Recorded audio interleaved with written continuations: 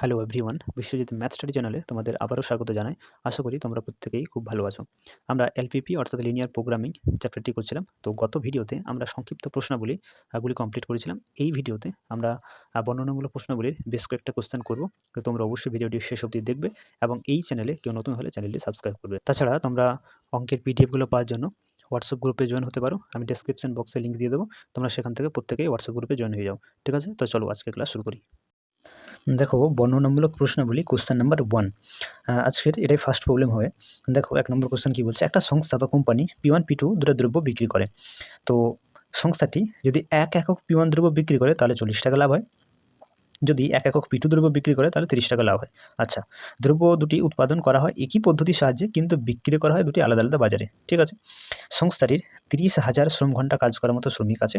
প্রতি একক P1 দ্রব্য উৎপাদন করতে বলছে 3 শ্রম ঘন্টা, আর P2 দ্রব্য উৎপাদন করতে 1 শ্রম ঘন্টা প্রয়োজন হয়।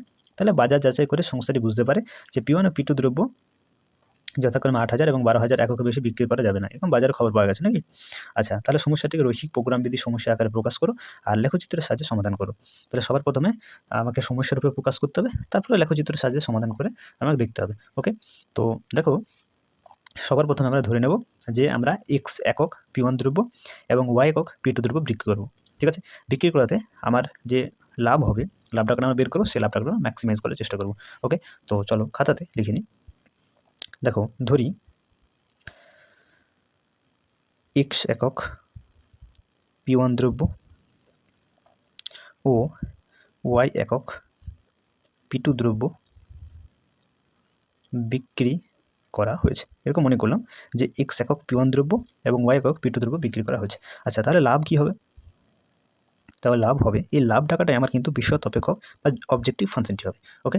দেখো অঙ্কতে তোমার বলে দেওয়া ছিল যে 1 একক যদি P1 দ্রব্য বিক্রি করো তাহলে 40 টাকা লাভ হবে। তাহলে আমি এখানে x একক বিক্রি করছি, তাই না? তাহলে কত হয়ে যাবে? 40x টাকা।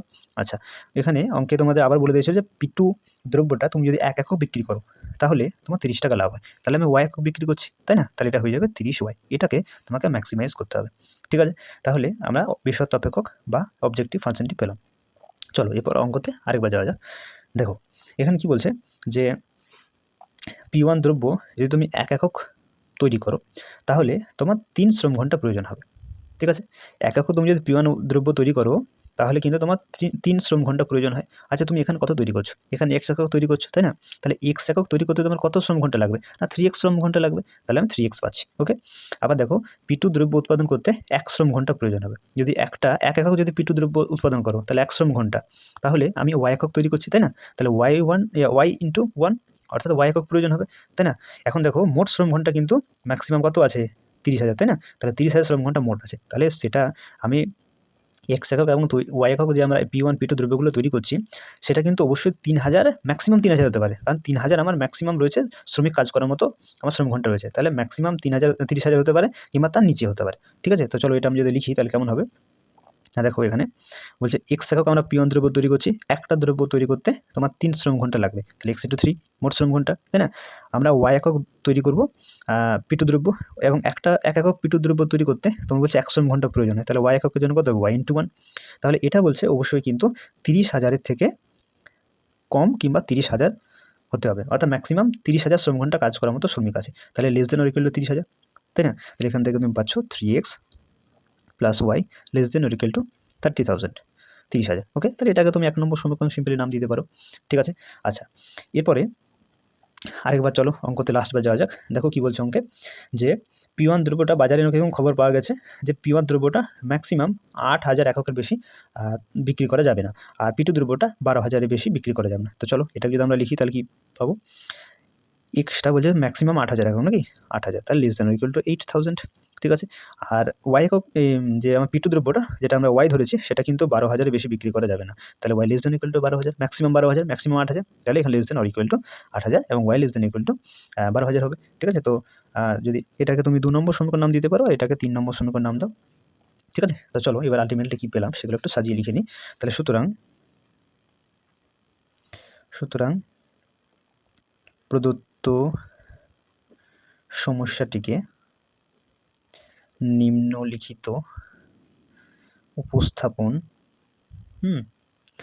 উপস্থাপন করা যায়। কি দেখো বিষয়াত্মক অপেক্ষক মানে অবজেক্টিভ ফাংশন জেড সমান আমরা কী পেলাম 40x + 30y, তাই না? তো এই যেটা পেলাম এটাকে তোমাকে ম্যাক্সিমাইজ করতে হবে। তাহলে কে চরম করো, আর বাধা গোষ্ঠীগুলো কী কী পেলাম? যখন বাধা গোষ্ঠী এই শ্রম ঘন্টা যে বাধা গোষ্ঠীটা অর্থাৎ 3x + y ≤ 30,000, আর এখানে একটা পেলাম যে 8,000 বেশি P1 দ্রব্য বিক্রি করা যাবে না, তাহলে x ≤ 8,000 এটা একটা। আর y এককটা যেটা P2 দ্রব্য সেটা কিন্তু 12,000 বেশি বিক্রি করা যাবে না, তাহলে y ≤ 12,000। ওকে, তাহলে এবং এখানে দিয়ে দাও যে আমি যে P1 এবং P2 দ্রব্যগুলো বিক্রি করবো সেটা অবশ্যই নেগেটিভ তো হবে না, তাহলে x > 0, y > 0। তাহলে সমস্যাটি আমার মোটামুটি কমপ্লিট হলো। তাহলে এই সমস্যাটিকে তোমাকে এবার গ্রাফে বা লেখচিত্রের সাহায্যে সমাধান করে তোমাকে দেখতে হবে যে P1 দ্রব্য ঠিক কত পরিমাণ এবং P2 দ্রব্য ঠিক কত পরিমাণ বিক্রি করতে হবে যাতে লাভটা আমার ম্যাক্সিমাইজ হয়। ওকে, তো চলো এটাকে গ্রাফে রিপ্রেজেন্ট করা যাক। তাহলে দেখো প্রথমে আমরা এই অসমীকরণগুলোকে অনুরূপ সমীকরণ খুঁজবো, ঠিক আছে? তাহলে 3x + y ≤ 30,000, x <= 8,000, y <= 12,000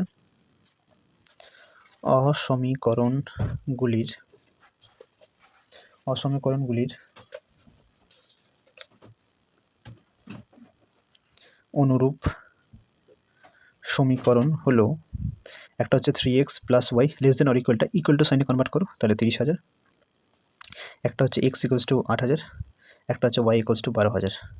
ওকে, এখন এটাকে ছেদাংশ আকারে কনভার্ট করো, তাহলে বুথ সাইডে 30,000 দিয়ে ভাগ করে নাও, তাহলে 3x / 30,000 y / 30,000 = 30,000 / 30,000। ওকে, তাহলে এখানে কাটাকুটি করলে 1 থাকছে, এখানে 10,000 থাকবে, এখানে থাকছে 30,000 নাকি? তাহলে এখান থেকে তুমি পাচ্ছ x / 10,000 মানে 10,000, y / 30,000 আর এখানে 1, ঠিক আছে? এটাকে 1 নম্বর সমীকরণ নাম দাও, এটাকে 2 নম্বর নাম দাও, এটাকে 3 নম্বর নাম দাও, ঠিক আছে? এখন এই 3টা সমীকরণের যে লেখচিত্রগুলো সেগুলো তোমার গ্রাফে প্লট করতে হবে। তো সর্বপ্রথম আমরা x একটা কাটছি তলে, আমরা দুটি এক্সিস x অ্যাক্সিস এবং y অ্যাক্সিস টেনে নিই। ওকে, তো দেখো আমি এখানে একটা ছক কেটে নিয়েছি। তো এখানে যে মানগুলো তোমার রয়েছে সেগুলো তো অনেকটাই বড়, 10,000, 30,000, 12,000, 8,000, এই জন্য আমরা প্রত্যেকটি ঘরকে আমরা 2,000 করে নিয়েছি, ঠিক আছে? তাহলে আমি 5টা ঘর মানে 10,000, 10টা ঘর মানে 20,000, 15টা ঘর মানে 30,000, এইভাবে আমরা নিয়েছি, ঠিক আছে? x অক্ষ বরাবর এবং y অক্ষ বরাবর এদের ছেদবিন্দুকে আমরা ও নাম দিয়েছি। ওকে, তো দেখো 1 নম্বর যে সরলরেখাটি রয়েছে সেই সরলরেখাটি x অক্ষকে 10,000 একক দূরত্বে ছেদ করছে। তাহলে 10,000 একক দূরত্বে ছেদ করা মানে আমি 5 ঘর নেব, তাই না? এককটা যদি 2,000 করে হয় তাহলে 5 ঘর গেলে 10,000 হচ্ছে। তাহলে x অক্ষকে 10,000 একক দূরত্বে অর্থাৎ 10,000, 0। তাহলে 1, 2, 3, 4, 5, তাহলে এই বিন্দুটি হচ্ছে 10,000, 5 ঘর সরেছি, এটার নাম a দিয়ে দাও। আবার y অক্ষকে 30,000 দূরত্বে, তাহলে আমরা 30,000 একক দূরত্বে ছেদ করছে অর্থাৎ বিন্দুর স্থান নামক 0,30,000, তাহলে 30,000 যেতে গেলে আমাকে 15 ঘর নিতে হয়, তাই না? তাহলে দেখো 1, 2, 3, 4, 5, 6, 7, 8, 9, 10, 11, 12, 13, 14, 15, তাহলে এখানে হচ্ছে আমার 30,000, অর্থাৎ 15 ঘর সরেছি, প্রত্যেকটা 2,000 করে, তাহলে 0,30,000 এখানে রয়েছে পয়েন্টটি। এখন এটার নাম b দিয়ে দিচ্ছি। তো সিম্পলি a b কে যুক্ত করে নাও। তাহলে দেখো সরলরেখাটা আমরা এরকম পাচ্ছি, তার সমীকরণটা এখানে লিখে নিই, 3x + y = 30,000। ওকে, একই রকমভাবে 2 নম্বর সমীকরণ দেখো x = 8,000, তাহলে x = 8,000 অর্থাৎ y অক্ষের সমান্তরাল একটি সরলরেখা হবে। তো চলো সেটাও এঁকে নিই। দেখো x = 8,000 যে সরলরেখাটি রয়েছে তার আমরা এখানে ছবিটা আঁকলাম, তাহলে y অক্ষের সমান্তরাল একটি সরলরেখা পেলাম, ঠিক আছে? একই রকমভাবে y = 3 নম্বর সমীকরণ দেখো y = 12,000 অর্থাৎ এটি x অক্ষের সমান্তরাল একটি সরলরেখা হবে। তো চলো সেটাও এঁকে নিই। তাহলে দেখো x অক্ষের সমান্তরাল একটি সরলরেখা যার সমীকরণ হচ্ছে y = 12,000, সেটা এখানে অঙ্কন করা হলো। ওকে, এরপর আমাকে দেখতে হবে যে এই সরলরেখাগুলো যেগুলো অঙ্কন করলাম এদের কমন যে সাধারণ অঞ্চল, সাধারণ সমাধান যে অঞ্চল সেটি কী হবে? সর্বপ্রথম আমরা দেখব এককটা সরলরেখার সমাধান অঞ্চলগুলো কোন দিকে হচ্ছে। লক্ষ্য করে দেখো কোনোটাই কিন্তু মূলবিন্দুগামী নয়, অর্থাৎ মূলবিন্দুর সাপেক্ষে আমরা দেখব যে সমাধান অঞ্চলগুলো মূলবিন্দুর দিকে হচ্ছে না অপোজিটে হচ্ছে। তো সর্বপ্রথমে দেখো আমরা অসমীকরণটা লিখে নিই যে 3x + y <= 30,000। ওকে, তাহলে এখানে আমরা x এর পরিবর্তে 0 এবং y এর পরিবর্তে 0 বসাবো, তো মূলবিন্দুর সাপেক্ষে এর সমাধান অঞ্চলটি দেখব। ওকে, তাহলে 0,0 তুমি যদি বসাও তাহলে আলটিমেটলি 0 <= 30,000 পাবে, তাই তো? তাহলে এটা কি সত্য? দেখো 0 কিন্তু সবসময় 30,000 থেকে ছোটোই হয়, তাহলে এখানে তুমি পাচ্ছ সত্য, তাহলে এর সমাধান অঞ্চলে মূলবিন্দুর দিকে হবে, তাই না? যদি মিথ্যা আসতো তাহলে মূলবিন্দুর অপোজিটে হতো। তাহলে সরেখাটি 3x + y = 30,000, এই যে সরেখাটি তার সমাধান অঞ্চল হচ্ছে মূলবিন্দুর দিকে, অর্থাৎ এই দিকে হচ্ছে সমাধান অঞ্চলটি। ওকে, একই রকমভাবে x <= 8,000, এখানে তুমি x এর পরিবর্তে 0 পুট করো, তাহলে 0 <= 8,000। আচ্ছা, 0 কি 8,000 থেকে ছোটো হয়? অবশ্যই ছোটো হয়। তাহলে এক্ষেত্রেও তুমি সত্য পাচ্ছ, অর্থাৎ এটাও কিন্তু মূলবিন্দুর দিকেই হচ্ছে সমাধান অঞ্চলটি। তাহলে x = 8,000 কোন সরেখাটি? দেখো x = 8,000 এই সরেখাটি, তাহলে এর সমাধান অঞ্চল মূলবিন্দুর দিকে। ওকে, তাহলে এদিকে হচ্ছে সমাধান অঞ্চলটি। ওকে, আচ্ছা, এবং ফাইনালি y <= 12,000, এখানেও তুমি y এর পরিবর্তে 0 পুট করো, তাহলে 0 <= 12,000, এটাও কিন্তু সত্য, 0 12,000 থেকে ছোট হয়। তাহলে এটারও কিন্তু আমরা সমাধান অঞ্চলটি মূলবিন্দুর দিকে পাচ্ছি। ওকে, তাহলে এখন দেখো কোন অঞ্চলটি, এটা 3টি সরেখারই সমাধান অঞ্চল হচ্ছে। লক্ষ্য করে দেখো, এটা সমাধান অঞ্চল নিচের দিকে, এটার এদিকে, এটার এদিকে। তাহলে আলটিমেটলি এই যে অংশটি রয়েছে, এটা আমি হালকা হালকা করে এখন ইন্ডিকেট করতে চাইছি বা করছি, এটাই হচ্ছে এই 3টারই কমন বা সাধারণ সমাধান অঞ্চল। ওকে, আচ্ছা, নাম যদি দিয়ে দিই, এটা মূলবিন্দু ও, এটার নাম দিয়ে দাও, এটার নাম, আচ্ছা, এটার নাম দিয়ে দাও সি দিয়ে দেওয়া ছিল নাকি, এটার নাম ই দিয়ে দাও, ঠিক আছে? তাহলে এটার নাম ই, এটার নাম এফ দিয়ে দাও, এটার নাম এফ জি দিয়ে দাও, আর এটার নাম এইচ দিয়ে দাও। তাহলে দেখো ও, ই, এফ, জি, এইচ, এই যে পোর্শনটি, এটি হচ্ছে 3টারই কিন্তু সাধারণ অঞ্চল হচ্ছে, অর্থাৎ সাধারণ সমাধান অঞ্চল হচ্ছে। তাহলে এই অংশটি হচ্ছে কার্যকর সাধারণ সমাধান অঞ্চল। ওকে, তো চলো এখানে লিখে নিই যে অতএব কার্যকর সমাধান অঞ্চলটি হবে ও ই এফ জি এইচ, ও ই এফ জি এইচ। ওকে, আচ্ছা, এখানে প্রান্তিক বিন্দুগুলো কী কী পাচ্ছ? প্রান্তিক বিন্দুগুলি হবে একটা ও, যার স্থানাঙ্ক 0,0, একটা ই বিন্দু, এর স্থানাঙ্ক তুমি বের করতে পারো। দেখো 1 2 3 4 ঘর এটা হচ্ছে নাকি, তাহলে এটা হয়ে যাবে 8,000, 4 ঘর 8,000, সরি 8,000, 0। একটি হচ্ছে এফ বিন্দু, যার স্থানাঙ্ক তোমাকে কিন্তু সমাধান করে বের করতে হবে, তাই না? এই বিন্দুটি কার কাছে ছেদ বিন্দু? দেখো এই যে সরেখাটি, অর্থাৎ x = 8,000, এবং এই যে সরেখাটি অর্থাৎ 3x + y = 30,000, এই দুটি সরেখার সমাধান করলে তুমি এই ছেদ বিন্দুর স্থানাঙ্ক, এই বিন্দুর স্থানাঙ্কটা পাবে। ঠিক আছে, তো এটা সমাধান করে তোমাকে বের করতে হবে। আর এখানে জি বিন্দু, এই জি বিন্দুর স্থানাঙ্কটা কিন্তু সমাধান করেই তোমাকে বের করতে হবে। এই জি বিন্দুটি এই 3x + y = 30,000, এবং এই যে সরেখাটি y = 12,000, এই দুটি সমাধান করে তুমি জি বিন্দুর অর্থাৎ ছেদ বিন্দুর স্থানাঙ্কটা পাবে। ঠিক আছে, একটা রয়েছে এইচ বিন্দু, এইচ বিন্দুর স্থানাঙ্ক তুমি বের করতে পারবে। দেখো 1 2 3 4 5 6 6 ঘর, তাহলে 12,000, তাহলে 0,12,000 হচ্ছে। ঠিক আছে, তাহলে চলো এফ জি বিন্দু সমাধানটা আমি করে তোমাদেরকে আমি অ্যান্সারটা ডাইরেক্ট বলে দিচ্ছি, তোমরা খাতাতে সমাধানটা করে নেবে। ওকে, সমাধানটা তোমাদের কিন্তু আর আমি করে দেখাচ্ছি না। ওকে, তো আমি একটু পাশে সমাধান করে এফ বিন্দুর যে স্থানাঙ্কটা সেটা পেয়েছি 8,000, 6,000, এবং জি বিন্দুরকে আমরা সমাধান করে জি বিন্দুর স্থানাঙ্কটা পেয়েছি 6,000, 12,000। ওকে, তোমরা খাতাতে সমাধানটা করে নেবে। ওকে, তো চলো প্রান্তিক বিন্দুগুলো পেলাম। এরপর আমরা দেখব যে এই যেখানে লাভের কথা বলছি, তো লাভটা ম্যাক্সিমাইজ করে আমরা চরম মান কী পাচ্ছি, তাহলে সেটাই আমার লাভ টাকা হয়ে যাবে। তো চলো একটা ছকের মাধ্যমে সেটা করে নিই। দেখো এই ছকে আমি বিভিন্ন প্রান্তিক বিন্দুগুলো লিখে নিয়েছি, সেই প্রান্তিক বিন্দুগুলো প্রত্যেকটি আমাদের জেড যে বিষয়ত্বক একটা দিয়েছে সেখানে আমরা বসাবো, তারপর দেখবো যে ম্যাক্সিমাম মানটা কী হচ্ছে। ঠিক আছে, তো প্রথমে আমরা জেড ও যদি বের করি, যার স্থানাঙ্ক 0,0, তাহলে এটা 0 পাবো। জেড ই যদি বের করি, যার স্থানাঙ্ক হচ্ছে 8,000, 0, তাহলে এর মানটা তুমি যদি পুট করো, তাহলে মানটা তুমি পেয়ে যাবে 3,20,000।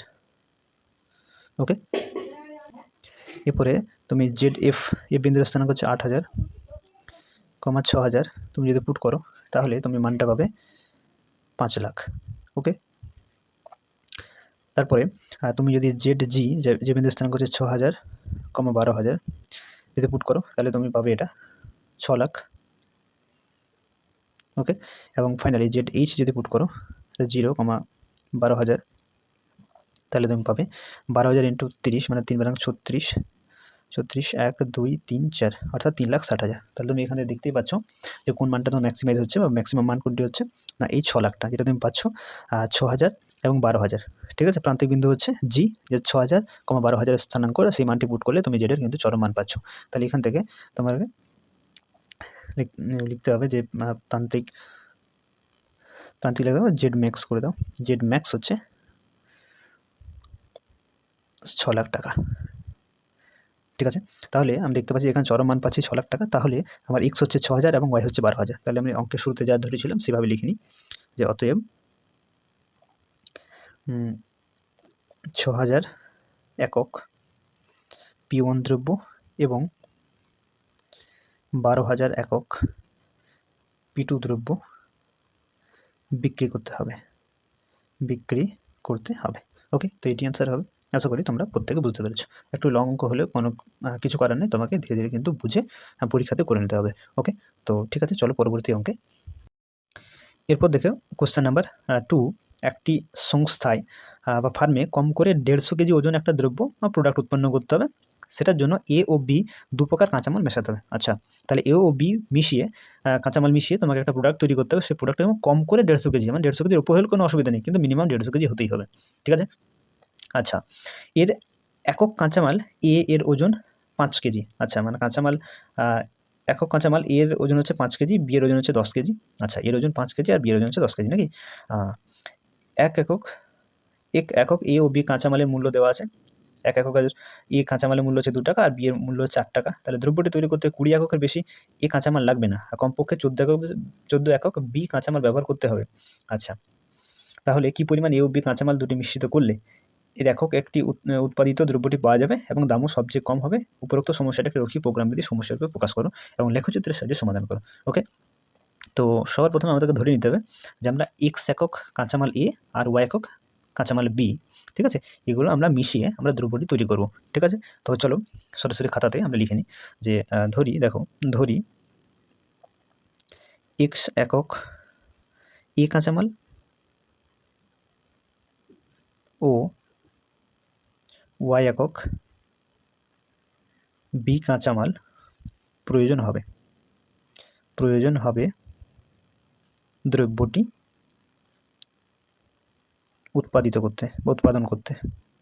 উৎপাদন করতে। ঠিক আছে, মনে করলাম যে এক্স একক কাঁচামাল এ এবং ওয়াই একক কাঁচামাল বি দিলে আমি দ্রব্যটি উৎপাদন করতে পারবো। ওকে, তাহলে এখানে আমরা যদি মূল্যটা বের করি যে মোট মূল্য কী হবে, এই মোট মূল্যটাই আমার কিন্তু বিশদ অপেক্ষক অর্থাৎ জেডটি হবে। ওকে, আবার দেখো কোশ্চেনটিতে বলছে দেখো যে এক একক এ আর বি যদি মূল্য দেখো তাহলে 2 টাকা আর 8 টাকা দেওয়া আছে নাকি? তাহলে এবার চলো খাতাতে লিখে নিই। দেখো এক একক যদি কাঁচামাল এ এর মূল্য বলছে 2 টাকা, তাহলে আমি এক্স একক নিয়েছি, তাই না? তাহলে এক্স ইন্টু 2 হচ্ছে। এক একক যদি বি কাঁচামাল বলো তাহলে 10 টাকা বলে দেওয়া আছে, 8 টাকা বলে দেওয়া আছে। তাহলে আমি এখানে ওয়াই একক নিয়েছি, তাহলে কত হবে না ওয়াই ইন্টু 8 হবে, তাই তো? মানে আলটিমেটলি কী পাচ্ছ 2x প্লাস 8y। তাহলে এখানে আমার মোট মূল্য মানে মোট এখানে খরচ হবে সেটা 2x প্লাস 8y। তো তোমরা এখানে বুঝতেই পারছো যেহেতু খরচ হবে তাহলে সেটা আমরা মিনিমাইজ করার চেষ্টা করবো, মিনিমাইজ করতে হবে। ঠিক আছে, আচ্ছা, এখন বিশদ অপেক্ষকটি মোটামুটি পেলাম। এরপর আমরা দেখবো যে বাধাগোষ্ঠীগুলো কী কী দেওয়া আছে। তো চলো কোশ্চেনে সরাসরি দেখা যাক। দেখো এখানে আমরা যদি ওজন দেখি তাহলে এখানে ওজনটা কী বলছে দেখো যে এক একক কাঁচামাল এর ওজন হচ্ছে 5 কেজি, তাই না? এক একক এর কাঁচামালের ওজন হচ্ছে 5 কেজি, তাহলে আমি এক্স একক তৈরি করছি, তাহলে কত মোট 5x কেজি হবে, তাই না? এক একক এর কাঁচামাল যদি 5 কেজি হয় তাহলে এক্স একক এর কাঁচামালের মোট ওজন কত হবে 5x কেজি, তাই না? আচ্ছা, বি এর ওজন বলছে 10 কেজি, তাহলে আমি এখানে ওয়াই একক নিয়েছি, তাহলে কত হবে 10y। সেই ওজনটা বলছে মিনিমাম কিন্তু 150 কেজি হতেই হবে। 150 কেজি উপরে হওয়া চলবে, কিন্তু 150 কেজি নিচে হওয়া চলবে না। তো চলো সেটাকে লিখে নিই। তাহলে মোট ওজনটা দেখি, মোট ওজন এক একক এর জন্য বলছে যে কত 5 কেজি নাকি? তাহলে এক্স এককের জন্য কত হবে, এক্স ইন্টু 5 হবে, তাই না? আচ্ছা, ওয়াই একক নিয়েছি, এক এককের জন্য বলছে 10 কেজি, তাহলে ওয়াই ইন্টু 10। এটা বলছে মিনিমাম কিন্তু 150 হতেই হবে, তাহলে greater than or equal two 150। 150 হতেই হবে কিংবা 150 থেকে বেশি হলেও চলবে। তাহলে এটাকে মোট ওজন আমি কী পেলাম আলটিমেটলি 5x প্লাস 10y, এটা greater than or equal two 150। ওকে, এটা 1 নম্বর সমীকরণ নাম দিতে পারো। আবার দেখো আরেকবার দেখো কোশ্চেনে যে দ্রব্যটি তৈরি করতে অর্থাৎ A1 দ্রব্যটি তৈরি করতে বলছে 20 এককের বেশি দ্রব্যটি 20 এককের বেশি এ কাঁচামাল লাগবে না। আচ্ছা, 20 এককের বেশি এ কাঁচামাল লাগবে না, আর কমপক্ষে 14 একক বি কাঁচামাল ব্যবহার করতে হবে। তো চলো এগুলোকে লিখে নিই। তাহলে x less than or equal to 20 আর হবে y greater than or equal to 14, তাই তো? বলছে 20 এককের বেশি কাঁচামাল লাগবে না, তাহলে ম্যাক্সিমাম 20। ঠিক আছে, আচ্ছা, আর এখানে বলছে যে 14 এককের বেশি লাগবে না, 14 একক, কমপক্ষে 14 একক, তাহলে 14 থেকে বেশি হলেও চলবে, তাহলে y > = 14। তাহলে এটাকে তুমি 2 নম্বর সমীকরণ নাম দাও, এটাকে নাম 3 নম্বর সমীকরণ নাম দাও। ঠিক আছে? তাহলে চলো এবার এটাকে ঠিকঠাক করে একটু লিখে নিই, যে সুতরাং প্রদত্ত সমস্যাটিকে নিম্নলিখিত উপস্থাপন করা যায়। ওকে, তাহলে এখানে বিষয় অপেক্ষকটি কী হলো? বিষয়াত্মক অপেক্ষক, যেটি আমার হচ্ছে জেড, এটা সমান আমরা কী পেলাম? এই যে এখানে 2x + 8y, যেহেতু এটা খরচ টাকা, তাই না? তাহলে এটাকে আমার কী করতে হবে? অবশ্যই মিনিমাইজ করতে হবে, মানে অবম করো। যখন কন্ডিশনগুলো কি?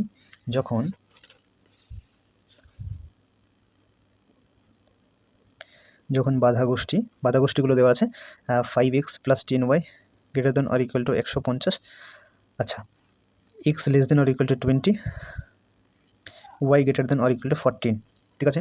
আবার এবং অবশ্যই কিন্তু যে এ এবং বি যে কাঁচামালগুলো আমরা কিন্তু ওই মিশ্রণটিতে মিশাবো, ঠিক আছে, বা দ্রব্যটিতে মেশাবো, সেটা কিন্তু অবশ্যই নেগেটিভ তো হবেই না। তাহলে x > 0, y > 0, ঠিক আছে? তাহলে সমস্যাটি আমরা কিন্তু এখানে উপস্থাপন করলাম। এই সমস্যাটিকে তোমাকে গ্রাফে, ঠিক আছে, অর্থাৎ লেখচিত্রের সাহায্যে সমাধান করতে হবে। তো তোমরা লেখচিত্রের সাহায্যে সমাধানটা বাড়িতে করে নেবে, আমি তোমাদের সমস্যাটি করে দেখালাম। ওকে, তাহলে বাকিটা তোমরা বাড়িতে করে নিচ্ছ, এটা তোমাদের বাড়ির কাজ থাকছে। ওকে, এরপর দেখো কোয়েশ্চেন নাম্বার 3, লেখচিত্রের সাহায্যে নিচে রৈখিক প্রোগ্রামবিধি সমস্যাটি সমাধান করো। যেখানে z = মানে অবজেক্টিভ ফাংশন দেওয়া আছে x + y, যেটাকে তোমাকে ম্যাক্সিমাইজ করতে হবে।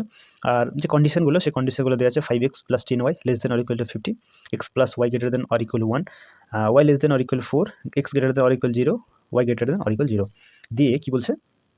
দেখাও যে উপরোক্ত সমস্যাটির একটি অনন্য, সর্বোৎকৃষ্ট, বা এটাকে তুমি বলতে পারো ইউনিক একটা প্রান্তিক সমাধান বা অপটিমাল সলিউশন রয়েছে, সেটা তোমাকে দেখাতে হবে। ঠিক আছে?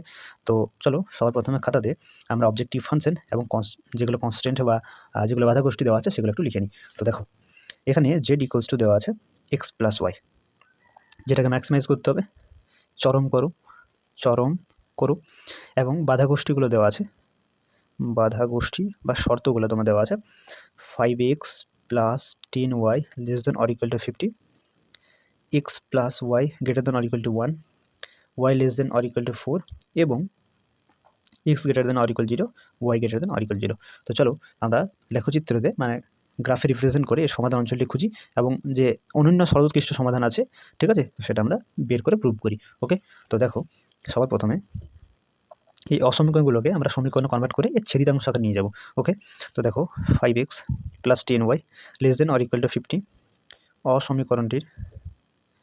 অসমীকরণটির অনুরূপ সমীকরণ হলো 5x + 10y <= যে সাইনটা রয়েছে এর পরিবর্তে তুমি ইকুয়াল টু সাইন দাও। ওকে, এর ছেদিতাংশ আকারে কনভার্ট করার জন্য বুথ সাইড তুমি 50 দিয়ে ভাগ করে নাও। তাহলে 5x/50, 10y/50 = 50/50, মানে আলটিমেটলি তুমি কী পাচ্ছ? x/10, y/5 = 1 নাম দাও 1 নম্বর সমীকরণ। ওকে, সিমিলারলি তুমি x + y > 1 অসমীকরণটিরও অনুরূপ সমীকরণ খোঁজো। অসমীকরণটির অনুরূপ সমীকরণ হলো x + y, এখানে > সাইনটা ইকুয়াল টু সাইন করো। ওকে, তাহলে এখান থেকে এটা তো ছেদাংশ আকারে দেওয়াই আছে, এখানে 1 তুমি রাখতেই পারো, তাহলে এটা নাম দিয়ে দাও 2 নম্বর সমীকরণ। ঠিক আছে, এবং ফাইনালি যে আরেকটি সমীকরণ হচ্ছে অসমীকরণ হয়েছে সেটাকেও করে নাও। তাহলে y <= 4 অসমীকরণটির অনুরূপ সমীকরণ হলো y = 4। ঠিক আছে, তাহলে এটাকে নাম দিয়ে দাও 3 নম্বর সমীকরণ। y = 4 অর্থাৎ x অক্ষের সমান্তরাল একটি সরলরেখা হবে। তো চলো এরপরে এই 3টে সমীকরণ যেটা আমরা লিখলাম সরলরেখার সমীকরণ, সেগুলোকে আমরা গ্রাফে প্লট করি, অর্থাৎ ছক কাগজে স্থাপন করি। তো চলো তাহলে এখানে দেখো আমরা ছক কেটে নিলাম। এখানে এটা x অ্যাক্সিস হচ্ছে, এটা y অ্যাক্সিস, মূলবিন্দু অরিজিন x অক্ষ এবং y অক্ষের ছেদবিন্দুটি। তাহলে x y কার্তেশীয় তলে এরপর আমরা 3টা সরেখাকে স্থাপন করব। ওকে, তো সর্বপ্রথমে 1 নম্বর সমীকরণটা দেখো, সরেখা এখানে বলছে যে x অক্ষকে 10 একক দূরত্বে ছেদ করবে, তাহলে বিন্দুর স্থানাঙ্ক 10,0 হবে। এখানে দেখো আমার 10 রয়েছে, তাহলে এই বিন্দুটিকে আমি নাম দিলাম a। ওকে, y অক্ষকে 5 একক দূরত্বে ছেদ করবে, অর্থাৎ বিন্দুর স্থানাঙ্ক 0,5, তাহলে এটা হয়ে যাবে এটা। ওকে, এটার নাম b দিয়ে দাও, a b কে সিম্পলি তোমাকে যুক্ত করতে হবে। তো চলো যুক্ত করে নাও। তাহলে এবিকে যুক্ত করে এরকম একটি সরেখা পেলাম। তাহলে এর নামটা আমি পাশে লিখে দিই। এটা হচ্ছে 5x + 10y = 50 সরেখার সমীকরণ। ওকে, একইরকমভাবে 2 নম্বর সমীকরণটা অর্থাৎ এক্স অক্ষকে 1 একক দূরত্বে, ওয়াই অক্ষকে 1 একক দূরত্বে ছেদ করবে, অর্থাৎ 1, 0, 0, 1 হবে পয়েন্টগুলো।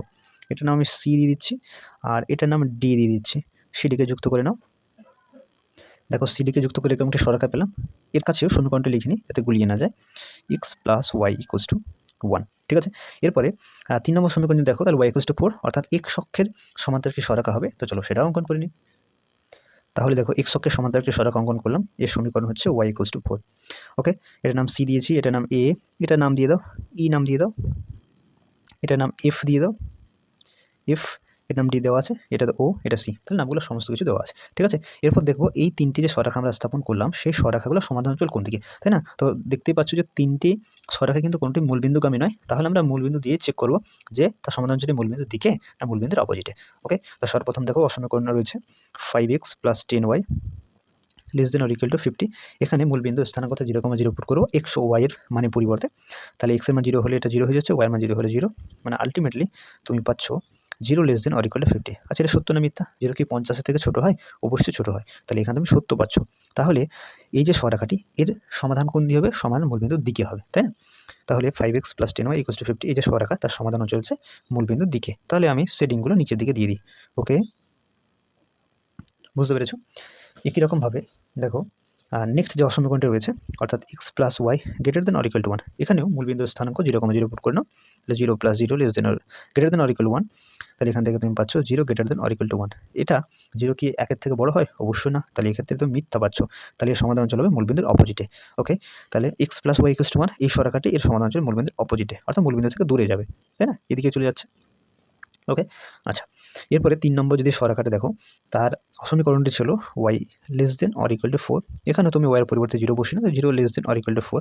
আচ্ছা, এটা কি সত্য? 0 4 থেকে ছোটো হয়? অবশ্যই ছোটো হয়। তাহলে এক্ষেত্রে তুমি সত্যই পাচ্ছ। তাহলে এটা হচ্ছে মূলবিন্দুর দিকে সমাধান অঞ্চলটি হবে, অর্থাৎ এদিকে।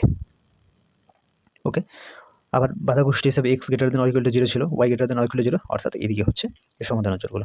ওকে, এখন তুমি খোঁজো যে তিনটি সরেখার যে সমাধান অঞ্চলগুলো তুমি পেলে এদের মধ্যে সাধারণ সমাধান অঞ্চল কোনটি হচ্ছে, যেটা সবার ক্ষেত্রেই তীর চিহ্নগুলো হয়তো থাকবে।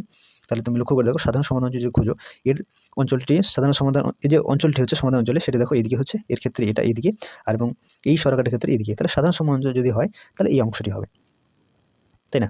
যেটা আমি এখন ইন্ডিকেট করছি, চিহ্নিত করছি, সেটাই হবে এই তিনটি সরেখার সাধারণ সমাধান অঞ্চল, কমন সাধারণ বা কমন সাধারণ সমাধান অঞ্চল। ওকে, তাহলে এখানে আমরা একটু লিখে নিই যে সাধারণ অঞ্চলে আমরা কী পেলাম। তাহলে অতএব সমস্যাটির কার্যকর সাধারণ সমাধান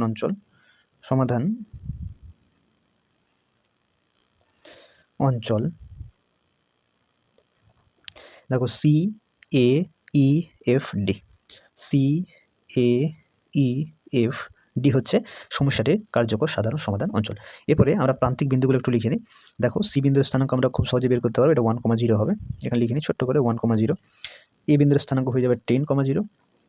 ই বিন্দুর স্থানাঙ্ক কিন্তু এই দুটি সরেখার সমাধান করে তোমাকে বের করতে হবে। যখন এই দুটি সরেখার সমাধান করবে তখন এই ছেদ বিন্দুর স্থানাঙ্ক অর্থাৎ ই বিন্দুর স্থানাঙ্কটা পেয়ে যাবে। ওকে, আচ্ছা, এফ বিন্দুর স্থানাঙ্ক বের করতে আমরা পারবো, এটা 0,4 হবে, আর ডি বিন্দুর স্থানাঙ্ক 0,1 হবে। ঠিক আছে, এগুলো আমার জানা আছে। ই বিন্দুর স্থানাঙ্কটা আমাকে বের করতে হবে সমাধান করে। তাহলে দেখো এই সরেখাটার সমীকরণ হচ্ছে y = 4 আর এই সরেখাটার সমীকরণ হচ্ছে 5x + 10y = 50।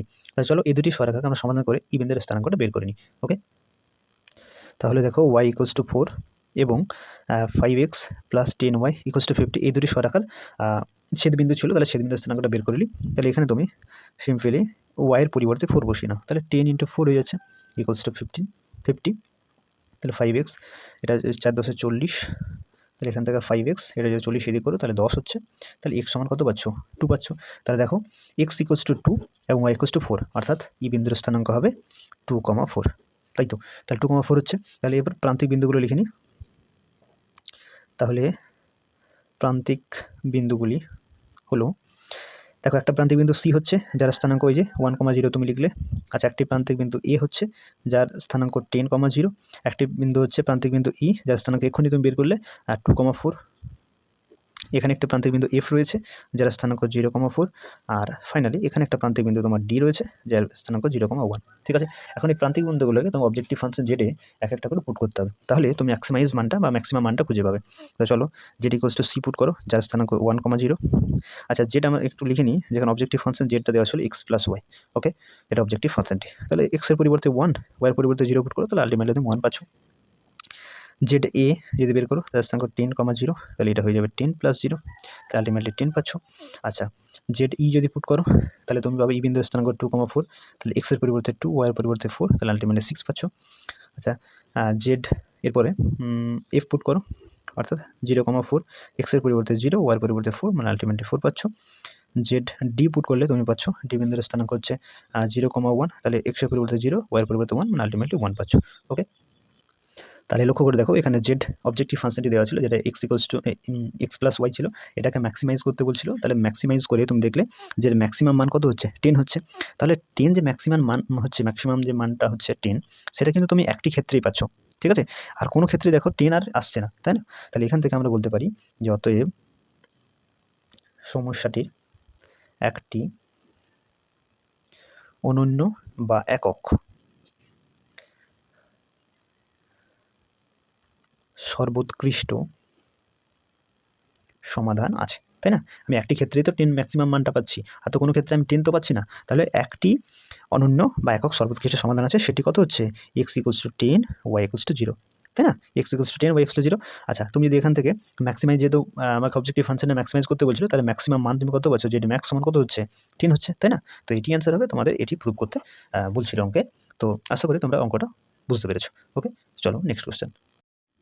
এরপর দেখো কোশ্চেন নাম্বার 4, লেখচিত্রের সাহায্যে দেখাও যে নিচের রৈখিক প্রোগ্রামবিধির সমস্যার কার্যকর অঞ্চল ফিজিবল রিজন অসীমাবদ্ধ, মানে আনবাউন্ডেড দেখাতে হবে, কিন্তু সমস্যাটির একটা একক প্রান্তিক সমাধান আছে, x equals to 3, y equals to 18।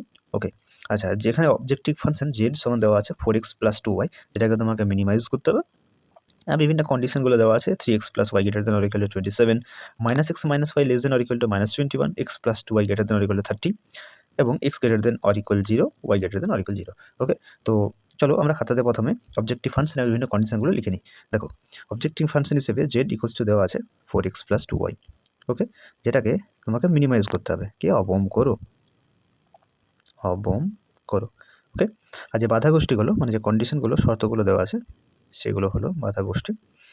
একটা ছিল 3x + y greater than or equal to 27, -x - y less than or equal to -21, x + 2y greater than or equal to 30, এবং x greater than or equal to 0, y greater than or equal to 0। ওকে, তাহলে এই সমস্যাটি তোমাকে সমাধান করতে হবে, এবং সমাধান করে দেখতে হবে যে কার্যকর অঞ্চলটি সেটা কিন্তু অসীমাবদ্ধ, কিন্তু একটা প্রান্তিক বিন্দু x ইকুয়ালস টু 3 এবং y ইকুয়ালস টু 18 আছে, সেটা তোমাকে প্রুভ করে দেখাতে হবে। ওকে, তো চলো এই সমাধান অঞ্চলটি প্রথমে নির্ণয় করি, তারপরে সেটা আমরা প্রুভ করে দেখাবো।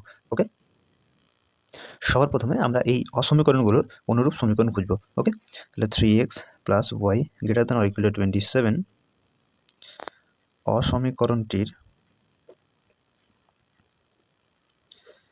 অনুরূপ সমীকরণ হলো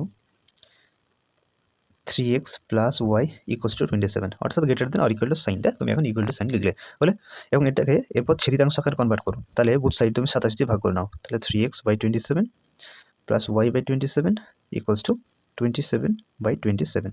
তাহলে এখান থেকে তুমি কী পাচ্ছ, এটা কাটাকাটি করলে তোমার পড়ে থাকবে x/9, এটা হচ্ছে y/27, আর ইকুয়ালস টু 27 মানে 1 হচ্ছে, এটা নাম দাও 1 নম্বর সমীকরণ। তাহলে ছেদাংশ আকারে কনভার্ট করলে তুমি দেখলে যে x অক্ষকে 9 একক দূরত্বে ছেদ করবে এবং y অক্ষকে 27 একক দূরত্বে ছেদ করবে। ওকে, তো সিমিলারলি আমরা এই অসমীকরণ দুটোকে অনুরূপ সমীকরণ খুঁজে তাকে ছেদাংশ আকারে কনভার্ট করবো। ওকে, তাহলে -x - y less than or equal to -21 অসমীকরণটির অনুরূপ সমীকরণ হলো -x - y ইকুয়ালস টু -21। ওকে, তাহলে এটাকেও তুমি বুথ সাইড -21 নিয়ে ভাগ করে নাও, তাহলে -x একে ভাগ করো -21 দিয়ে, তবে ওয়াইকে ভাগ করো -21 দিয়ে, এখানে -21 এটাকেও -21 দিয়ে। ওকে, তাহলে তুমি কী পাচ্ছ, এখানে কেটে যাচ্ছে, তাহলে x/21 মাইনাস মাইনাসে প্লাস হয়ে যাচ্ছে y/21 = 1। ওকে, তাহলে এটাকে নাম দাও 2 নম্বর সমীকরণ। ওকে, তাহলে x অক্ষকে 21 একক দূরত্বে, y অক্ষকে 21 একক দূরত্বে ছেদ করছে। ঠিক আছে, সিমিলারলি x + 2y > 30 অসমীকরণটির অনুরূপ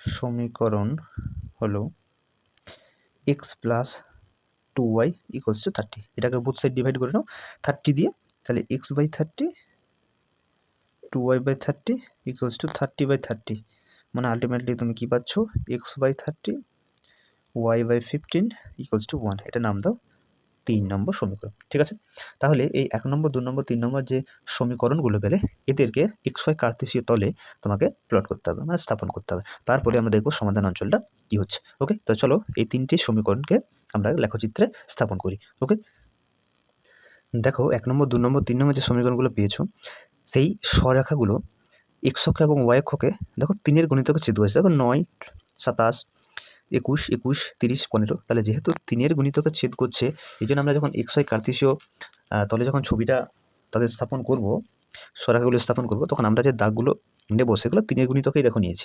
এখন 3, 6, 9, 12, 15, 18 এভাবে কিন্তু আমরা 3-এর গুণিতকে নিয়েছি। ঠিক আছে, আমরা 1, 2, 3, 4 করে নিই। ওকে, এখন চলো 1 নম্বর সমীকরণটাকে আমরা স্থাপন করি। 1 নম্বর সমীকরণটা যেটা রয়েছে, তোমরা দেখতে পাচ্ছ যে x অক্ষকে 9 একক দূরত্বে এবং y অক্ষকে, x অক্ষকে 9 একক দূরত্বে, y অক্ষকে 27 একক দূরত্বে ছেদ করেছে। তো চলো এটা স্থাপন করে নিই। তাহলে x অক্ষকে 9 একক দূরত্বে নাকি, তাহলে বিন্দুটির স্থানাঙ্ক হবে এখানে নাকি, এটার নাম কিছু একটা দিয়ে দাও, নাম a দিয়ে দাও। আর y অক্ষকে 27 একক দূরত্বে, তাহলে এখানে 27 রয়েছে, তাহলে 0,27 বিন্দুটি হবে এটা b।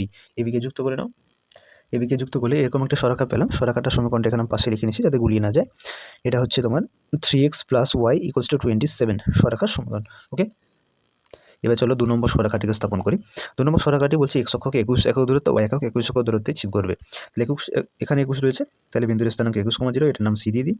আর এটা 21,0 এখানে রয়েছে না, তো এটার নাম d দিয়ে দিই। ঠিক আছে, তো সিমিলারলি cd যোগ করে নাও। ওকে, তাহলে cd যোগ করা হলো। আচ্ছা, এখানে সরলরেখাটার সমীকরণটা পাশে লিখে নিই। এটা হচ্ছে -6 - y = -21। ওকে, তো সিমিলারলি আমরা 3 নম্বর যে সরলরেখাটি সেটাকেও আমরা গ্রাফ পেজে স্থাপন করে নেব। x অক্ষকে 30 একক দূরত্বে, তাহলে এখানে আমার 30 রয়েছে, এটাকে আমার নাম দিয়ে দাও e নাম দিয়ে দাও।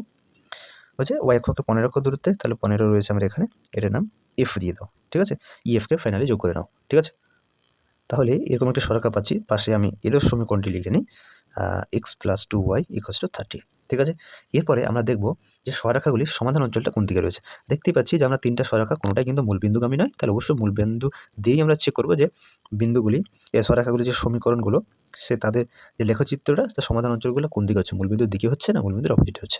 ওকে, তো প্রথমে অসমীকরণটা লিখে নিই। প্রথম সমীকরণ হচ্ছে 3x + y > 27। এখানে আমরা 0,0 পুট করব। ওকে, 0,0 যদি পুট করো, তাহলে x এর মান 0 হচ্ছে, y এর মান 0, মানে আলটিমেটলি 0, 0 <> 27, মানে 0 <> 27।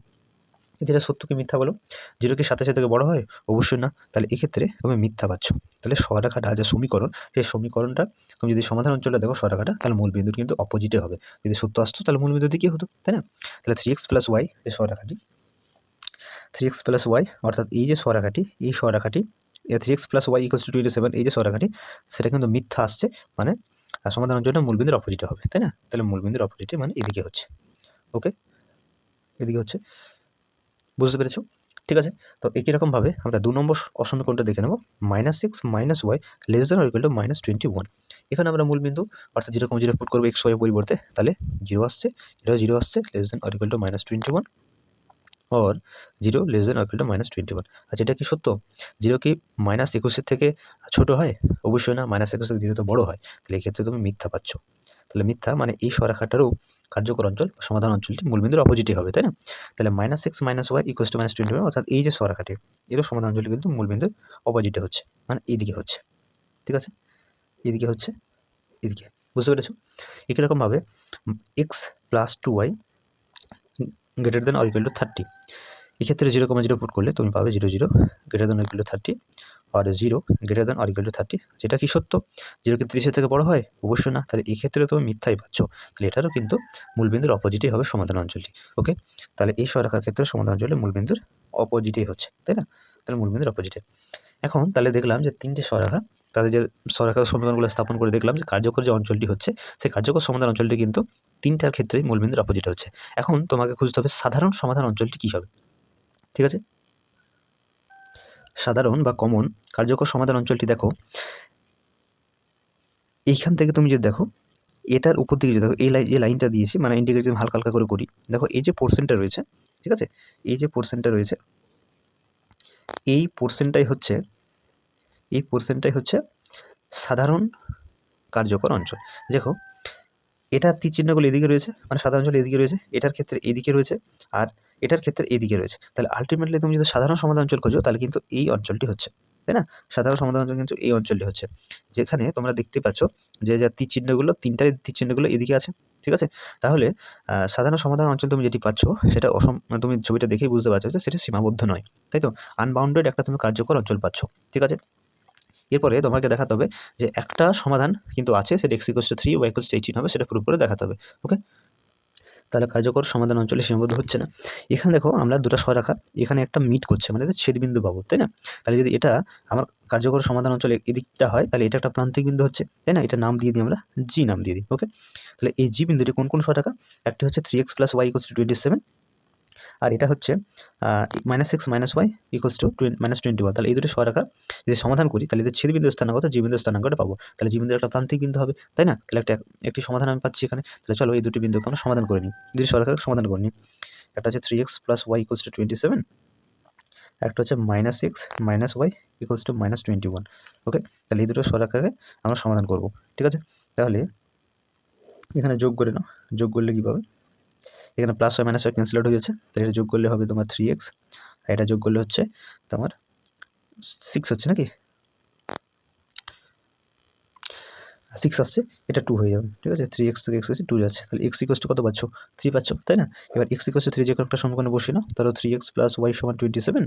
আচ্ছা, এখানে বসিয়ে নাও 3 × x এর পরিবর্তে 3 বসিয়ে নাও, তাহলে 3 + y = 27, তাহলে 9 + y = 27, y = 27 - 9, মানে y তুমি পাচ্ছ 18 নাকি? তাহলে x = 3, y = 18, তাহলে বিন্দুটির স্থানাঙ্ক হচ্ছে 3,18। তাহলে দেখো তোমাদের অঙ্কে ওটাই প্রুভ করতে বলছিল যে একটা প্রান্তিক বিন্দু বা একটা তোমাকে প্রান্তিক সমাধান x = 3, y = 18 আছে, সেটা প্রুভ করে দেখাতে হবে। তো চলো এটা একটু লিখে দিই। অতএব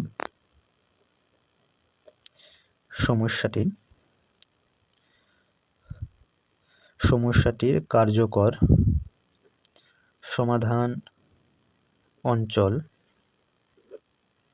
সীমাবদ্ধ নয়। ঠিক আছে, সমস্যাটা কার্যকর অঞ্চল সীমাবদ্ধ নয়, আনবাউন্ডেড হচ্ছে, কিন্তু সমস্যাটির একটি একক প্রান্তিক সমাধান হলো x = 3 এবং y = 18। ওকে, এটাই প্রুভ করতে বলছিল, তাহলে অ্যান্সার আমাদের চলে আসছে। ওকে, বুঝতে পেরেছো? এরপর দেখো কোশ্চেন নাম্বার 5। লেখচিত্রের সাহায্যে দেখা যে নিচে রৈখিক প্রোগ্রামবিধির সমস্যাটি একটি অসীমাবদ্ধ, মানে আনবাউন্ডেড সমাধান আছে, যেখানে অবজেক্টিভ ফাংশন হিসেবে দেওয়া আছে z = 3x + 4y, যেটাকে ম্যাক্সিমাইজ করতে হবে, বাধাগোষ্ঠীগুলো দেওয়া আছে। তো তোমরা এটা বাড়িতে করে নেবে সিমিলার প্রসেসে, যেমনভাবে আমরা করছিলাম সেই প্রসেসে তোমরা করবে, দেখবে হয়ে যাবে, কোনো অসুবিধা নেই। ঠিক আছে, একইরকমভাবে তুমি যদি 6টা দেখো, 6টা অবজেক্টিভ ফাংশন দেওয়া আছে, তোমাকে প্রান্তিক বিন্দুগুলো বের করতে হবে, তারপরে বিষয় তাপেক্ষতা z এর অবমান নির্ণয় করতে হবে। তো এরকম কোশ্চেন আমরা করেছি অনেকগুলোই, তোমরা আশা করি করতে পারবে, তাহলে এটাও তোমরা বাড়িতে করে নেবে। ঠিক আছে, এরপর দেখো কোশ্চেন নাম্বার 7। লেখচিত্রের সাহায্যে নিচে রৈখিক প্রোগ্রামবিধির সমস্যাটি সমাধান করো এবং দেখাও যে সমস্যাটি অসংখ্য বা ইনফাইনাইট সর্বোৎকৃষ্ট সমাধান, অপটিমাল সলিউশন আছে, যেখানে অবজেক্টিভ ফাংশন তোমাদের আছে z = x + y, যেটাকে তোমাকে মিনিমাইজ করতে হবে, আর বাধাগোষ্ঠী বা কনস্ট্যান্টগুলো দেওয়া আছে 5x + 9y <= 45, x + y <= 2, x <= 4 এবং x <= 0, y <= 0। বিষয়ত্ব অপেক্ষকটির জেডের অবমান যদি থাকে তাহলে সেটাও কিন্তু নির্ণয় করতে হবে। সবার প্রথমে দেখাতে হবে যে এর অসংখ্য প্রান্তিক সমাধান বা সর্বোৎকৃষ্ট সমাধান সেটা প্রুভ করতে হবে। তারপরে যদি কোনো মিনিমাইজ মান থেকে থাকে তাহলে সেই অবমানটা তোমাকে বের করতে হবে। ওকে, তো চলো আমরা খাতাতে সবার প্রথমে অবজেক্টিভ ফাংশন এবং যে বাধাগোষ্ঠীগুলো দেওয়া আছে সেগুলো একটু লিখে নিই। তো দেখো জেড ইকুয়ালস টু দেওয়া আছে এক্স প্লাস ওয়াই, কে অবম করতে হবে, মিনিমাইজ করতে হবে, অবম করো, এবং বাধাগোষ্ঠীগুলো দেওয়া আছে, বাধাগোষ্ঠীগুলো দেওয়া আছে 5x plus 9y less than or equal to 45, x plus y greater than or equal to 2, x less than or equal to 4 এবং x greater than or equal to 0, y greater than or equal to 0। Okay, তো চলো সবার প্রথমে আমরা সমাধানটা করি, তারপর আমরা দেখব যে অসংখ্য সমাধান আছে কি নেই বা অবমান কী হবে, সব ধীরে ধীরে বের করো। সর্বপ্রথম আমরা এই অসমীকরণগুলোকে সমীকরণে কনভার্ট করি। ওকে, তাহলে solution 5x plus 9y less than or equal to 45 অসমীকরণটির অনুরূপ সমীকরণ হলো 5x plus 9y equals to 45, অর্থাৎ লেস দেন অর ইকুয়াল সাইনটা আমরা ইকুয়াল টু সাইনে কনভার্ট করলাম। ওকে, বুথ সাইড তুমি 45 দিয়ে ডিভাইড করে নাও, তাহলে ছেদাংশ আকারে চলে আসবে। তাহলে 5x by 45, 9y by 45 equals to 45 by 45। তাহলে আলটিমেটলি তুমি কী পাচ্ছ, এটা কাটাকুটি করলে থাকছে তোমার x বাই 9, এটা হয়েছে 9 বাই 5 ইকুয়ালস টু 1, নাম দাও 1 নম্বর সমীকরণ। ওকে, একই রকমভাবে তুমি x plus y greater than or equal to 2 অসমীকরণটির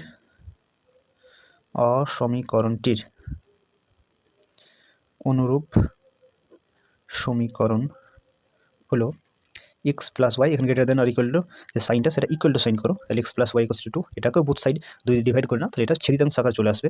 তাহলে x by 2 y by 2 equals two 2 by 2 or x by 2 y by 2 equals to 1, নাম দাও 2 নম্বর সমীকরণ। ওকে, এরপরে similarly x less than or equal to 4 অসমীকরণটির অনুরূপ সমীকরণ হলো, এখানেও less than or equal to সাইনটা ইকুয়াল টু সাইনে কনভার্ট করো, তাহলে x ইকুয়ালস টু 4 হচ্ছে, এটা নাম দাও 3 নম্বর সমীকরণ। ওকে, তাহলে তিনটা সরেখাকে আমরা ছেদিতাংশ আকারে কনভার্ট করলাম। চলো এরপর xy কার্তেশীয় তলে এই সরেখাগুলোকে স্থাপন করি। ওকে, তো তোমরা দেখতে পাচ্ছ যে এখানে আমি XY দুটি অক্ষর টেনে নিয়েছি, যাদের ছেদবিন্দু হচ্ছে মূলবিন্দু, ও নাম দিয়েছি। ঠিক আছে, এবং এখানে 1 2 3 4 5 6 করে আমরা নাম দিয়ে দিয়েছি। ঠিক আছে, তাহলে এরপরে আমরা এই ছক যে কাটলাম যেটা, সেই ছক কাগজে এই তিনটি সরেখার সমীকরণকে স্থাপন করব। ওকে, তো চলো নাম্বার 1 দেখো, ছেদাংশ আকারে আমরা কনভার্ট করে দেখলাম কি যে x অক্ষকে 9 একক দূরত্বে ছেদ করছে, অর্থাৎ বিন্দুটির স্থানাঙ্ক 9,0 হবে। তো দেখো 9,0 কোথায় হবে, এখানে 9 রয়েছে, তাহলে এটা 9,0 এই পয়েন্টটা হবে, তাই না? এটা নাম সিম্পলি আমি দিয়ে দিচ্ছি। এবং y অক্ষকে, সরি এটা y হবে, y অক্ষকে 5 একক দূরত্বে ছেদ করছে, তাহলে বিন্দুর স্থানাঙ্ক 0,5, এটা আমার এখানে রয়েছে, এটার নাম b দিয়ে দিই। এবিকে চলো যুক্ত করে নিই। দেখো যোগ করে এরকম একটি সরেখা পেলাম। সরেখার সমীকরণ নাম পাশে একটু ছোট্ট করে লিখে নিই। এটা হচ্ছে 5x plus 9y equals to 45 সরেখার এটা সরেখাটি। ওকে, আচ্ছা এরপরে 2 নম্বর যে সরেখা রয়েছে সেটাকেও স্থাপন করি। x অক্ষকে 2 একক দূরত্বে, y অক্ষকে 2 একক দূরত্বে ছেদ করে বলছে, তাহলে 2,0 একটি বিন্দু হবে, এটার নাম c দিয়ে দিচ্ছি। একটা 0,2 যার নাম d দিয়ে দিচ্ছি। ওকে, তো সিম্পলি c ডিকেও যুক্ত করে নাও। দেখো যুক্ত করে এরকম একটি সরেখা পেলাম। ঠিক আছে, এই সরেখাটা পাশে আমি নিচে এই সমীকরণটা লিখে নিই, x plus Y equals to 2। Okay, এরপরে ফাইনালি আমি 3 নম্বর যে সরেখাটি রয়েছে x ইকুয়ালস টু 4, অর্থাৎ এটি y অক্ষের সমান্তরাল সরেখা হবে। তো সেটাও চলো অঙ্কন করে নিই। তাহলে দেখো y অক্ষের একটা সমান্তরাল সরেখা x ইকুয়ালস টু 4 অঙ্কন করলাম, তাহলে এই সমীকরণ হচ্ছে x ইকুয়ালস টু 4। ওকে, এখন তিনটা সরেখা আমরা ছক কাগজে স্থাপন করলাম। ঠিক আছে, এরপর আমরা সমাধান অঞ্চলগুলো খুঁজবো যে কার সমাধান অঞ্চল কোনটি হচ্ছে। ওকে, তার জন্য আমরা দেখবো যে সরেখাগুলো তিনটি কিন্তু মূলবিন্দুগামী নয়, তাহলে মূলবিন্দু সাপেক্ষে সমাধান অঞ্চলগুলো নির্ণয় করবো। ওকে, তো সর্বপ্রথম অসমীকরণটা লিখে নিই, 5x plus 9y less than or equal to 45। ঠিক আছে, এখানে আমরা মূলবিন্দু অর্থাৎ 0,0 পুট করবো, x এর মান 0, y এর মান 0 পুট করলে তুমি 0 plus 0 less than equal to 45, মানে আলটিমেটলি কী পাবে, 0 লেস দেন ইকুয়াল টু 45। আচ্ছা এটা সত্য কি মিথ্যা, 0 কি 45 থেকে ছোটো হয়? অবশ্যই ছোটো হয়, তাহলে এক্ষেত্রে আমি সত্য পাচ্ছি। তাহলে এই যে সরেখা তার যে সমাধান অঞ্চল সেটি মূলবিন্দুর দিকে হবে, তাই না? মিথ্যা হলে অপোজিটে হতো। তাহলে 5x plus 9y equals to 45, মানে কোন সরেখাটি এটা, হ্যাঁ, এটা যে সমাধান অঞ্চল সেটা মূলবিন্দুর দিকে হলো। তাহলে আমি সেটিংগুলো নিচে দিয়ে দিয়েছি। ঠিক আছে, সমাধান অঞ্চলটা মূলবিন্দুর দিকে। ওকে, একই রকমভাবে আমরা দেখব পরবর্তী যে অসমীকরণটি রয়েছে, অর্থাৎ x plus y greater than or equal to 2, এখানে আমরা 0,0 পুট করবো, তাহলে 0 + 0 > 2, মানে এখান থেকে তুমি পাচ্ছ 0 > 2। আচ্ছা 0 কি 2 এর থেকে বড় হয়? অবশ্যই না, তাহলে এক্ষেত্রে তুমি মিথ্যা পাচ্ছ, অর্থাৎ সমাধান অঞ্চলে মূলবিন্দুর অপোজিটে হবে। তাহলে x + y = 2, মানে কোন সরাকাটি? এই সরাকাটি, এর সমাধান হচ্ছে মূলবিন্দুর অপোজিটে, তাহলে এই দিকে হচ্ছে না, মূলবিন্দু এদিকে, তাহলে অপোজিটে হচ্ছে মানে এইদিকে হবে, তাহলে এই সমাধান অঞ্চলটা এইদিকে হচ্ছে। ওকে, আচ্ছা সিমিলারলি x <= 4, এখানেও তুমি x এর মান 0 বসিয়ে দাও, তাহলে 0 <= 4। আচ্ছা এটা কি সত্য? অবশ্যই সত্য, 0 4 এর থেকে ছোটই হয়, তাহলে এখানে তুমি সত্য পাচ্ছ, তাহলে এর যে সমাধান অঞ্চল সেটি মূলবিন্দুর দিকে হবে, তাই না? তাহলে এটা মূলবিন্দুর দিকে, এরকমভাবে সমাধান অঞ্চলটি হচ্ছে, ঠিক আছে?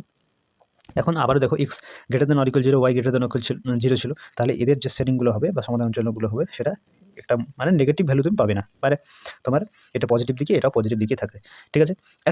এখন তুমি সাধারণ সমাধান অঞ্চল খুঁজবে, যে সরেখাগুলো আমরা স্থাপন করলাম, গ্রাফে যে প্লট করলাম, এরপরে দেখো যে এদের সাধারণ সমাধান, কার্যকর সমাধান অঞ্চল কোনটি হচ্ছে, মানে যার তীরচিহ্নগুলো সব একদিকে থাকছে। যদি লক্ষ্য করে দেখো, তাহলে এই সরেখাটি দেখো সমাধান অঞ্চলের নিচের দিকে, এটার ক্ষেত্রে এদিকে, এটার ক্ষেত্রে উপর দিকে, তাহলে যদি আমি ইন্ডিকেট করি, তাহলে মোটামুটি এই পোর্শনটা হচ্ছে, তাই তো?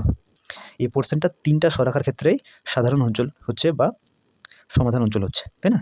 3টে সরেখার ক্ষেত্রে দেখো এটা সমাধান অঞ্চল হচ্ছে, তাহলে এটাই হচ্ছে আমার কার্যকর সমাধান অঞ্চল, ঠিক আছে? নাম দিয়ে নিই, এটা তো সি দেওয়া আছে, ডি দেওয়া আছে, এটার নাম দিয়ে দাও, ই নাম দিয়ে দাও, এটার নাম এফ দিয়ে দাও, ঠিক আছে? এটার নাম বি দেওয়া আছে, ঠিক আছে? তাহলে এখানে লিখে নিই যে আমি সমাধান অঞ্চলটি কী পেলাম, তাহলে অতএব সমস্যাটির কার্যকর সমাধান অঞ্চল, সমস্যাটির কার্যকর সমাধান অঞ্চল কি হচ্ছে? CEFBD, ওকে? তাহলে CEFBD, ওকে? সমস্যাটির কার্যকর সমাধান অঞ্চল হচ্ছে এটাই, ওকে? আচ্ছা তাহলে যে প্রান্তিক বিন্দুগুলো এখানে পাচ্ছি তাদের স্থানাঙ্কগুলো কী হবে? যেমন সি বিন্দু, এর স্থানাঙ্ক হচ্ছে 2,0, ই বিন্দু, এর স্থানাঙ্ক হচ্ছে 4,0, এ বিন্দুর স্থানাঙ্ক কিন্তু তোমাকে সমাধান করে বের করতে হবে। এই সরেখাটি এবং এই সরেখাটি সমাধান করলে এদের ছেদবিন্দুর স্থানাঙ্ক পাবে, তাহলে এই বিন্দুর স্থানাঙ্কটা তোমাকে সমাধান করে বের করতে হবে। বি বিন্দুর স্থানাঙ্ক তুমি বলতে পারবে এটা হবে 0,5, ডি বিন্দুর স্থানাঙ্ক হচ্ছে 0,2, ঠিক আছে? তাহলে চলো সমাধান করে নিই, এ বিন্দুর স্থানাঙ্কটা বের করে আমরা সবগুলো একসাথে কাছাকাছি লিখে দেবো, ওকে? তাহলে এফ বিন্দুটি অর্থাৎ এই সরেখাটি মানে x = 4, ঠিক আছে? এবং এটা হচ্ছে 5x + 9y = 45, এই দুটি সরেখার ছেদবিন্দু, তাই না? তাহলে x = 4 এখানে পুট করে নাও, তাহলে কী পাবে? তাহলে 5 × 4 + 9y = 45, মানে এখান থেকে 4 × 5 = 20 + 9y = 45, তাহলে এখান থেকে 9y 20 দিয়ে করে দাও, তাহলে হয়ে যাচ্ছে 25, তাহলে y = 25/9, তাই তো? তাহলে বলো এফ বিন্দুর স্থানাঙ্ক কী হবে? না 4,25/9, তাই তো? তো চলো প্রান্তিক বিন্দুগুলো এরপর একটু লিখে নিই, তাহলে প্রান্তিক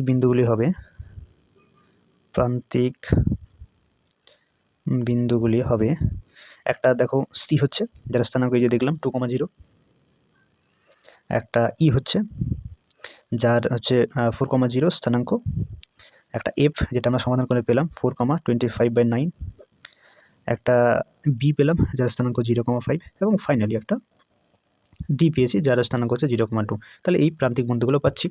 এরপরে তোমাকে কোশ্চেনে যেটা বলছিল যে এখানে যে অসংখ্য সমাধান আছে সমস্যাটি সেটা তোমাকে প্রুভ করতে হবে, তাহলে আমরা দেখলাম যে বেশ কয়েকটা প্রান্তিক বিন্দু পেলাম, এরপরে যদি অবমান থাকে সব মানটা নির্ণয় করতে হবে। তো চলো আমরা প্রত্যেকটা প্রান্তিক বিন্দু ওই অবজেক্টিভ ফাংশনে মানগুলো বসিয়ে নিই, ওকে?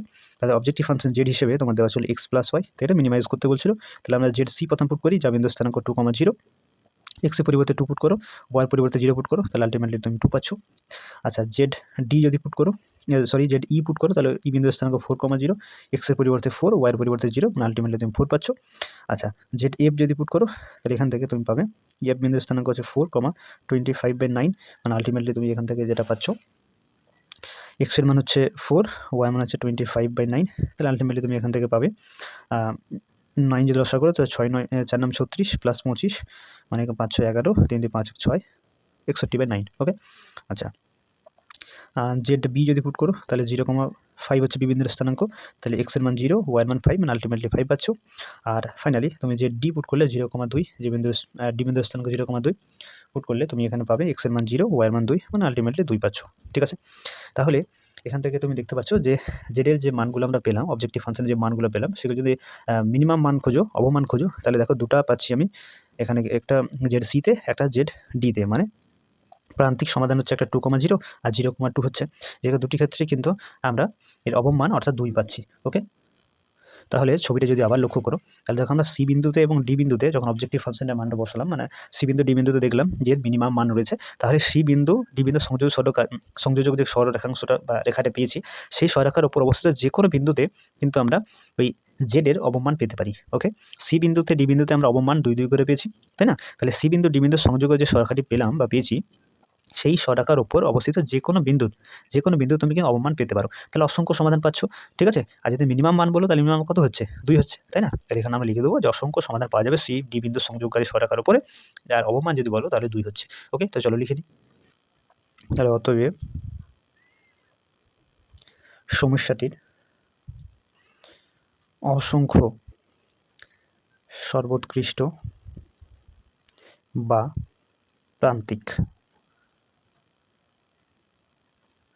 সমাধান আছে। আর মিনিমাম মান আমরা কত পেলাম? মিনিমাম মান পাচ্ছি জেড মিনিমাম ইকুয়ালস টু পাচ্ছি 2, তাই না? তো এটি অ্যান্সার হবে। আশা করি তোমরা প্রত্যেকেই বুঝতে পেরেছো। ওকে, এরপর দেখো কোশ্চেন নাম্বার 8। লেখচিত্রের সাহায্যে নিম্নলিখিত রৈখিক প্রোগ্রাম বিধির দুটি সর্বোৎকৃষ্ট সমাধান নির্ণয় করো। একটা অবজেক্টিভ ফাংশন দিয়েছে যেটাকে মিনিমাইজ করতে হবে, আর বাধাগোষ্ঠীগুলো দেওয়া আছে। তো তোমরা এটাও বাড়িতে করে নেবে, ঠিক আছে? তো করতে পারবে, অসুবিধা নেই, এটা তোমাদের বাড়ির কাজ থাকছে, ঠিক আছে? এরপর দেখো কোশ্চেন নাম্বার 9। লেখচিত্রের সাহায্যে নিম্নলিখিত রৈখিক প্রোগ্রাম বিধির সবকটি সর্বোৎকৃষ্ট সমাধান নির্ণয় করে, যেখানে অবজেক্টিভ ফাংশন হিসেবে দেওয়া আছে x-1, যেটাকে মিনিমাইজ করতে হবে, বাধাগোষ্ঠীগুলো দেওয়া আছে। তাহলে এই বাধাগোষ্ঠীকে মাথায় রেখে তোমরা যেমন প্রসেস আগের অঙ্কগুলো করছিলে সেরকমভাবেই তোমরা করবে, দেখে তোমাদের অ্যান্সার চলে আসবে। ওকে, তাহলে এটা তোমাদের বাড়ির কাজ থাকছে। এরপর দেখো কোশ্চেন নাম্বার 10। একজন ব্যক্তির চাল ও গম কেনার জন্য 1500 টাকা আছে। আচ্ছা, এক বস্তা চাল আর এক বস্তা গমের দাম 180 টাকা, 120 টাকা, ঠিক আছে? তার 10টি বস্তা গুদাম করার মতো জায়গা আছে। আচ্ছা, 10টি বস্তা ম্যাক্সিমাম নাকি? আচ্ছা, ঠিক আছে। সে প্রতি বস্তা চাল ও গম থেকে 11 টাকা এবং 8 টাকা লাভ করে। যদি সে সর্বাধিক লাভ করতে চায়, তাহলে কটি চালের বস্তা, কটি গমের বস্তা কিনতে হবে সেটা বের করতে হবে, ঠিক আছে? তো চলো ধরে নেব যে আমরা চালের বস্তা ধরবো এক্সটি এবং গমের বস্তা ধরবো ওয়াইটি, তাকে কিনতে হবে, ঠিক আছে? তারপর আমরা দেখবো লাভ টাকা কীরকম হচ্ছে সেটাকে ম্যাক্সিমাইজ করার চেষ্টা করবো, ঠিক আছে? তো চলো খাতাতে দেখো ধরি এক্সটি চালের বস্তা ও ওয়াইটি গমের বস্তা কিনবে, বা ঠিক আছে, মনে করলাম যে এক্সটি চালের বস্তা এবং ওয়াইটি গমের বস্তা কিনবে, ঠিক আছে? তাহলে এখানে আমরা দেখবো যে লাভ কী হচ্ছে, ঠিক আছে? এই লাভটাই আমার বিশ্বত অপেক্ষক বা জেড হবে। ওকে, তো চলো আরেকবার কোশ্চেনতে দেখো। এখানে কি বলছে যে একটা চালের বস্তার দাম হচ্ছে 180 টাকা, তাই তো? আর গমের বস্তার দাম 120 টাকা, লাভ টাকাটা তো আচ্ছা তারপরে দেওয়া যাবে যে একটি চালের বস্তাতে 11 টাকা এবং একটি গমের বস্তাতে 8 টাকা লাভ হয়। একটি চালের বস্তাতে 11 টাকা আর একটি গমের বস্তাতে 8 টাকা লাভ হয়। তাহলে দেখো আমি এক্সটি যদি চালের বস্তা নিই আর একটাতে 11 টাকা লাভ হয়, তাহলে কত হয়ে যাবে? 11x হবে, তাই না? আচ্ছা, একটি গমের বস্তা যদি 8 টাকা লাভ হয়, তাহলে ওয়াইটি গমের বস্তা কত হবে? 8y, তাই না? তো চলো এখানে লাভটা লিখে নিই। লাভ একটি চালের বস্তাতে বলছে 11 টাকা, এক্সটি চালের বস্তা তাহলে 11x, প্লাস একটি গমের বস্তাতে 8 টাকা, ওয়াইটি গমের বস্তা রয়েছে তাহলে 8y। তাহলে এটাকে আমাকে অবশ্যই ম্যাক্সিমাইজ করতে হবে, যেহেতু লাভ টাকা তাহলে ম্যাক্সিমাইজ করতে হবে, ঠিক আছে? আচ্ছা, এরপরে মোট বাজেট দেখতে হবে যে মোট কত খরচ করতে পারবে, মোট বাজেট। তো চলো কোশ্চেনটা আরেকবার দেখে নাও। দেখো এখানে বলে দেওয়া আছে যে একটা চাল বস্তা 180 টাকা দাম নাকি, আর একটা গমের বস্তার দাম হচ্ছে 120 টাকা, আর ম্যাক্সিমাইজ যদি বলো তাহলে তার 150 টাকা কেনার মতো আছে। তো চলো সেটাও লিখে নিই। তাহলে 180 টাকা একটা চাল বস্তার দাম, সেখানে এক্সটি চাল বস্তা কিনছে, তাহলে 180 ইন্টু এক্স প্লাস 120 টাকা বলছিল একটা গমের বস্তার দাম, ওয়াইটা গমের বস্তা কিনেছে, তাহলে এই যে দামটা এর মোট বাজেটটা, সেই মোট বাজেটটা কিন্তু 150 কিংবা 150-র কম হতে হবে, তাই না? তো ম্যাক্সিমাম বাজেট তো তার 150 টাকা আছে, তার 150 টাকা সমান হতে হবে বা 150 টাকা থেকে কম হতে হবে বাজেটটা, তাই না? তাহলে এটা একটা কন্ডিশন পেলাম, এটা 1 নম্বর নাম দিলাম। আর দেখো এখানে আচ্ছা, এটাকে যদি একটু কাটাকাটি তুমি আচ্ছা এখানে লিখে নিই, এটা 1 নম্বর সমীকরণ বাদ দাও। 180x 120y less than or equal two 1500, যদি একটু কাটাকাটি করে থাকো তাহলে এখান থেকে তুমি 3x plus 2y less than or equal to 25 হবে, এটাকে 1 নম্বর সমীকরণ নাম দাও। বোঝা গেছে? একটু কাটাকাটি করে আমি এটা শর্ট করে নিলাম, ছোটো করে নিলাম, ঠিক আছে? আচ্ছা, এরপরে এখানে গুদামের স্থান এখানে বলছে ম্যাক্সিমাম 10টা বস্তা গুদামে রাখার মতো জায়গা আছে। তাহলে এখানে আমি এক্সটি চালের বস্তা, ওয়াইটি গমের বস্তা নিয়েছি, তাহলে এক্স প্লাস ওয়াই মানে এই দুটি বস্তার সমষ্টি অবশ্যই কিন্তু সেটা আবার লেস দেন ইকুয়াল 10, মানে ম্যাক্সিমাম 10 হতে হবে কিংবা 10-এর থেকে কম হতে হবে। 10টা রাখার মতো জায়গা আছে, তাহলে কি হচ্ছে লেস দেন ইকুয়াল 10 হচ্ছে, এটাকে তুমি নাম দিতে পারো 2 নম্বর সমীকরণ। ঠিক আছে, আচ্ছা তাহলে এগুলোকে একটু ঠিকঠাক করে লিখে নিই। তাহলে অতএব বা সুতরাং প্রদত্ত সমস্যাটিকে নিম্নলিখিত উপস্থাপন করা যায়। ওকে, তাহলে এখান থেকে আমরা বিষয়াত্মক অপেক্ষকটি কী পেলাম? বিষয়াত্মক অপেক্ষক জেড ইকুয়ালস টু কী পেলাম? বিষয়াত্মক অপেক্ষকটি এখানে আমরা পাচ্ছি 11x প্লাস 8y। তাহলে যেহেতু এটা মোট মূল্য, মোট টাকা, লাভ টাকা নাকি, তাহলে এটাকে তোমাকে ম্যাক্সিমাইজ করতে হবে। তাহলে কে চরম করো। ওকে, আচ্ছা এখানে বাধাগোষ্ঠীগুলো কী পেলাম? যখন বাধাগোষ্ঠী একটা হচ্ছে এই যে 3x plus 2y less than or equal to 25, আচ্ছা, আর x plus y greater than or less than or equal 10। ঠিক আছে, এবং অবশ্যই আমরা চালের বস্তা এবং গমের বস্তাগুলো যেগুলো নেব সেগুলো তো মাইনাস নেওয়া যাবে না, তাহলে x greater than or equal to 0, y greater than or equal to 0। ঠিক আছে, তাহলে বাধা গোষ্ঠীগুলো হলো আমার এগুলো, এবং বিষয়াত্মক অপেক্ষক হচ্ছে Z equals two 11x plus 8y। তো যেটা একদম ম্যাক্সিমাইজ করতে হবে। তাহলে এখানে সমস্যাটি আমরা উপস্থাপন করলাম, তোমাদেরকে এটা লেখচিত্রের সাহায্যে বাকিটা লেখচিত্রে এই সমীকরণগুলোকে স্থাপন করে সেখান থেকে সমাধান করতে হবে। তো সমাধানটা তোমরা বাড়িতে করে নেবে। ঠিক আছে, এটা তোমাদের বাড়ির কাজ থাকছে, আমি সমস্যাটা তোমাদেরকে করে দেখালাম। ওকে, তো আজকে এই অবধি থাক, দেখা হচ্ছে পরবর্তী ভিডিওতে। ওকে।